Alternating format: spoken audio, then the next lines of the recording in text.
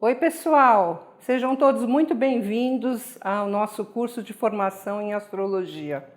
Essa é a primeira aula do nosso módulo 1 e eu estou aqui acompanhada dos professores Maurício Bernes e Elmer Baumgratz, que vão fazer suas intervenções sempre que for possível.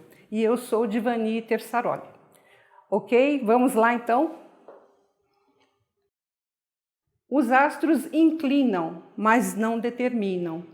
Essa é uma imagem medieval que eu gosto muito de iniciar a nossa aula com ela, porque aqui mostra o ser humano tentando escapar da influência do Sol e da Lua.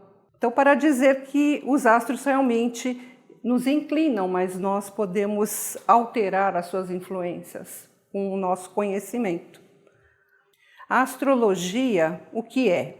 É um saber milenar que estuda a posição e o movimento dos astros e seus interrelacionamentos com a vida na Terra. Essa é uma das definições de astrologia. Também a gente costuma dizer que é um dos mais antigos aprendizados humanos, porque todas as civilizações antigas praticaram, tiveram alguma forma de astrologia e de medição do tempo.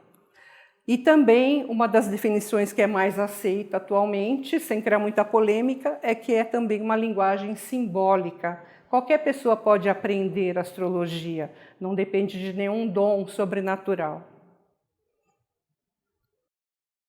As origens da astrologia remontam a 6.000 anos atrás, na região da Mesopotâmia, embora existam registros ainda mais antigos, de 10.000 anos atrás, nas montanhas Atlas, na região da África.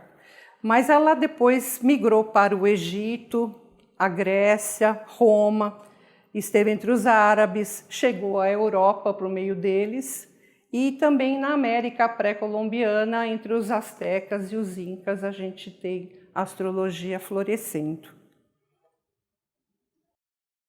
Aqui a gente tem uma gravura de Karahunde, uma região da Armênia, tem 6.000 anos mais ou menos, eles já tinham essas pedras esculpidas por onde eles determinavam a posição dos astros e viam também as mudanças das estações e da Lua. Eram observatórios, né? Observatórios. Em Stonehenge, na Inglaterra, também bastante popular, né? É um monumento da Idade do Bronze, remonta a 3.300 a.C. Essa pedra principal, que tem uma parte em cima, ela se chama L, e no meio dela era visto o nascer do Sol no solstício de verão. Isso é um monumento da civilização druida, bastante antigo. Na América pré-colombiana, a gente tem esse observatório El Caracol, né, no período Maia, na região de Chichén Itzá, no México. É mais recente, de 960 a.C., mas vocês vejam que eles já seguiam essa mesma configuração dos observatórios modernos, né? Essa abóbada arredondada, e por um sistema de lapidação da pedra, eles chegaram ao vidro e eles conseguiam fazer refletir o céu noturno nessas grandes lentes de aumento e reproduzir o céu para estudá-lo mais de perto. Na região também da Suméria, a antiga Babilônia, a gente também tem várias gravuras como essa, que a gente vê a reprodução aqui do disco solar, né? Um sacerdote, e então a gente vê ali como se fosse o ser supremo controlando ali o movimento do Sol. Temos uma outra imagem também, que a gente vê ali o sistema solar representado na parte de cima, né? Também os estudiosos ali olhando o céu. Então, Mesopotâmia quer dizer entre dois rios, meso, meio, potâmia, rios. Nessa região, entre esses rios Tigre e Eufrates, onde floresceu a astrologia. Essa região foi uma região muito conturbada por muitas guerras e várias civilizações floresceram lá. A babilônica, a civilização caldeia também, né? E então a gente tem muitas referências, até na própria Bíblia, né? Dessa região aí, os caldeus são sempre chamados de povos que entendiam os céus, que eram os astrólogos. E foi aqui que a astrologia floresceu. Hoje essa região é onde se encontra o Irã e o Iraque. Então, esse é o legado da Mesopotâmia. Então vocês vejam, um legado de mais de 6.000 anos, né? Eles já organizaram o calendário lunar, eles dividiram a semana em 7 dias e o dia em 24 horas. Eles também dividiram os signos em 30 graus e as primeiras definições das características dos signos, de como é o perfil psicológico das pessoas, já foi definida desde aquela época. Então a astrologia realmente tem um legado milenar, né? E esse legado prossegue até hoje. Falar dos signos, né, que eu penso que os alunos estão assim já querendo conhecer, né, o significado dos signos, tudo. Mais adiante no curso, né, o professor Elmer aqui vai falar da mecânica celeste e aí vai ser bem explicado, né, na sequência o que é o signo e o que é a constelação, né, que não é a mesma coisa. Perfeito. Por isso que essa divisão, que é bem antiga, né, da época lá da Mesopotâmia, de dividir os signos em 30 graus, tem um conceito por trás bem importante que vai ser transmitido mais adiante. Mas eu quis só falar aqui para dar Perfeito, professor.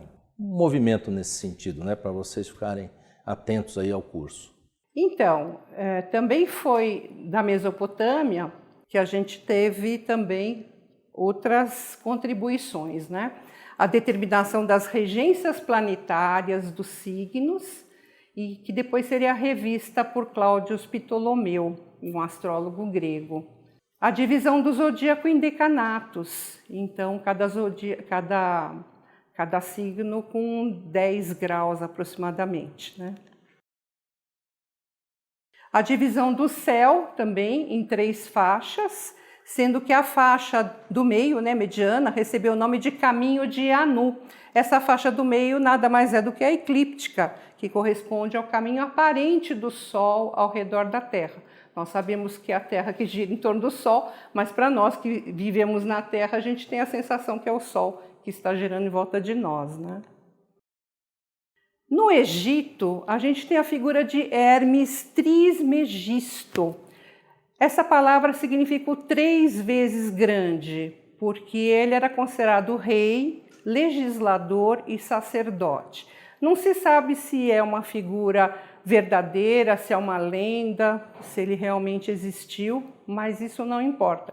Ele é considerado o pai da astrologia e ele nos transmitiu os seus princípios herméticos que o professor Maurício vai dissecar um pouquinho para vocês.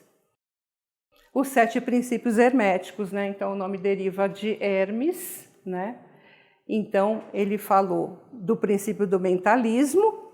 O todo é mente, né? O princípio, eu vou falar uma abordagem ampla, depois a gente define aqui cada um deles. De que existe uma substância que deu origem a tudo. Tem um conceito dentro do hermetismo que há uma prima matéria. Então tem um Deus incriado e um Deus criado. E esse Deus criado, que é a substância que permeia todo o universo, é que dá origem à existência das coisas, tanto os seres humanos como a natureza. Daí derivam todos esses princípios. Então esse todo, que abrange todo o universo, inclusive nós aqui na Terra, é a mente, vamos dizer, a mente cósmica, o nous, né, que é o termo usado por eles. E que mais adiante, Einstein, por exemplo, foi buscar nesses conceitos para criar o que ele chamou de espaço-tempo. Criar não, para definir o que ele chamou de espaço-tempo. É o mesmo conceito do hermetismo lá que dá origem à explicação, né, do como que funciona ou pode funcionar a astrologia. Então tem o todo é mente, que tudo está na mente de Deus, né? E está tudo na mente cósmica, vamos chamar assim, né? Não é um princípio religioso, é um princípio filosófico, conceitual. O segundo princípio, que é muito caro à astrologia, é o da correspondência. O professor poderia explicar? Está em cima é como que está embaixo, né? Virou até música, por quê? Porque os escritos herméticos são dois. A Tábua de Esmeralda, que até o Jorge Ben fez a música, né? Que canta aí, todo mundo já ouviu falar dela, e o Corpus Hermeticum, ou a Hermética, onde está expresso, em outras palavras, né, toda a história de como é que foi criado o universo, como é que é uma conversa, né, vamos dizer, de Hermes com o poder supremo, com o ser superior, que explica para ele como é que as coisas acontecem. Então, dentro desse nous, tem o que é em cima é como que está embaixo. Por quê? Porque é a mesma lei que rege o funcionamento no plano cósmico e no plano material. Então, dessa correspondência é que acontece. Então, tem um movimento de um astro no céu, por exemplo, há uma correspondência de uma atitude, de um comportamento, de um evento aqui na Terra. Basicamente é isso, né? O terceiro princípio é o princípio da vibração, que diz que tudo vibra. Tudo vibra. Tudo se movimenta. Tudo vibra. Tudo vibra. O princípio da vibração é um conceito que é um pouco mais abrangente, porque nós estamos acostumados a observar a vida baseada em princípios da materialidade. Então tem profundidade, dimensões, né? Tem profundidade, largura, altura e tem a dimensão do tempo também, que já é um conceito mais moderno. Mas o princípio da vibração é que tudo é vibração. Tanto que, de novo, vamos falar do Einstein. Quando um objeto chega numa velocidade próxima da luz, se transforma em luz. Ou, falando de uma maneira simples, né? Não vou entrar aqui em física. Mas então o princípio da vibração é isso. Tudo é vibração. E da interação das vibrações é que surge o resultado ou a resultante dessas vibrações. Princípio da polaridade. Esse é um princípio que está presente na natureza, que é o princípio do masculino, feminino, positivo e negativo, ativo e passivo. Não tem um sentido filosófico assim, do que hoje se discute homem e mulher, não é nada disso. São princípios da natureza, que existe um princípio de ação e um princípio de reação também, ativo e passivo. E tudo, a astrologia toda é baseada nisso. Nós vamos estudar aqui no curso, né? Vai ser muito bem explicado. Cada astro, cada planeta, cada condição astrológica tem o seu lado, vamos chamar assim, negativo e o seu lado positivo. Princípio do ritmo. Esse acho que é até mais fácil de entender, né? Porque todos nós vivemos, a nossa vida tudo tem ritmo, tudo tem ciclo. Né? Se tem uma coisa que a gente tem certeza, é que amanhã o sol vai nascer. E hoje em dia a gente sabe exatamente a hora, né, no local que a gente está. Então tem o ritmo da natureza. Nós vamos ver depois fluxo, refluxo, e são todos os princípios que foram organizados num livro que chama o Kybalion, que já é uma tradução e uma interpretação dos princípios herméticos na sua essência, que foram divididos nesses 7 princípios. Mas se a gente for ver, todos eles têm algo em comum. Tem tudo algo em comum. Então o ritmo é porque há um ritmo na natureza. Não é 9 meses para nascer uma criança, em média, mas também não é 5 meses, nem é 12 meses. Então tem um ritmo e toda a natureza é baseada no ritmo. E tudo que vai e volta, né? Uma lei da compensação. Ação, né? E reação. Ação, né? E reação. Plantio e colheita, enfim, exato. Tudo tem um vai e vem. A astrologia mesmo se utiliza muito desses 7 princípios, né? O princípio de causa e efeito. Esse aí, a física hoje em dia tem trabalhado, a física quântica, né, numa espécie de uma negativa desse princípio, mas não é. A compreensão de causa e efeito aqui, ela precisa ser entendida numa dimensão mais ampla. Nós estamos acostumados pela física comum materialista, que causa e efeito, quer dizer, eu faço um movimento, aquele movimento causa uma ação e reação. Mas a causa e efeito aqui é que existe um princípio que ele é primordial. E esse primordial é um princípio criativo.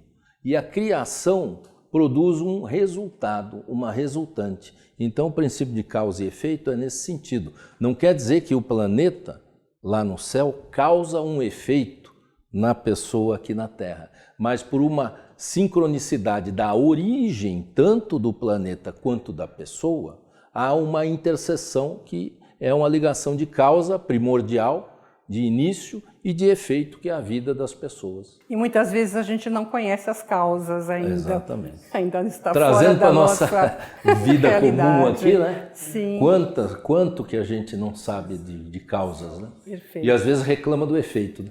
Exato. E finalmente o princípio de gênero, palavra que está tão na moda agora. Né? Pois o princípio de gênero, essa observação, hoje em dia nós temos que fazer todo um preâmbulo para não haver uma compreensão inadequada daquilo que a gente está falando. O princípio de gênero aqui é, de novo, baseado na origem de todo o universo. Né? Então, na astrologia nós vamos ver, por exemplo, tem os planetas que são chamados de masculinos e os que são chamados de femininos. Né? E na natureza tem, então a Lua tem uma regência de princípios de gênero feminino, enquanto que o Sol vai reger os princípios de gênero masculino, que não tem a ver com a questão de sexualidade das pessoas. É importante ver isso. São Marte e Vênus, né? Princípio de ação, novamente, ativo e passivo. Né? Mais adiante vocês vão ver Marte carregando a espada, né? E Vênus estando o eu sendo conduzido pela cruz. Né? Então isso tudo vai ser explicado mais adiante. E nós temos isso também nos elementos. Né? Você tem o elemento fogo, é yang, é masculino. O elemento água é feminino, é o yin. Né? Então, temos esses... Bem, uma correspondência, né, com o conhecimento oriental, que também é o yin e o yang. Então, resumindo, a lei da correspondência, que é tão importante para a astrologia, diz o seguinte: o que está em cima é como o que está embaixo, como já explicou o professor Maurício. Então, uma configuração nos céus, ela se reflete aqui embaixo na Terra. Então, não é que é igualzinho, é da mesma natureza, certo? Então, de certa forma, todos nós refletimos o que acontece lá no universo. Então, é uma máxima hermética, né?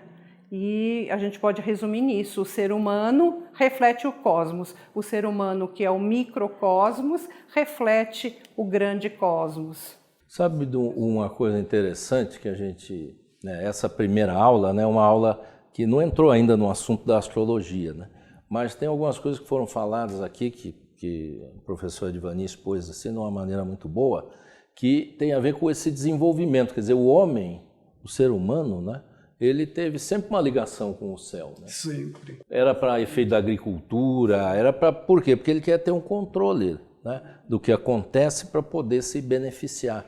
E daí que é toda essa história da astrologia, né, na Mesopotâmia, no tempos mais antigos. Né? E tem fazer uma ressalva aqui da astrologia mais oriental, né, que tem outros princípios, é um pouco diferente, que não é tratado aqui no nosso curso, né, astrologia ayurvédica, e a astrologia chinesa. Nós estamos falando da astrologia ocidental. Mas nisso aí, né, do que você está falando, né, do ser humano, porque sempre olhar o céu, né, observar os astros, sempre foi uma questão de orientação também. Né? Então, assim, quando nós, seres humanos, ainda éramos nômades, então, assim, a gente percebia o movimento do céu e sabia que naquele momento o sol se deslocando, o que acontecia? Diminuir não colheita, né? Porque a gente, como nômade, né? Então, assim, a caça, né? Ia ter a hibernação dos animais, a vegetação ia deixar de florir e produzir. Então, o ser humano tinha que se orientar para outros locais. Né? Então, assim, por isso que a história, quando você falou, né, que tem mais de 6.000 anos, que há mais de 10.000 anos a gente observa o céu para nos orientar, né? Para exatamente saber assim, vai chegar um momento frio, nós não vamos ter mais caça, nós não vamos ter mais comida, vamos para outro lugar. Então, e era esse princípio, né, de observar o Sol e a Lua. Esses dois eram, né, os maiores orientadores, né, do ser humano.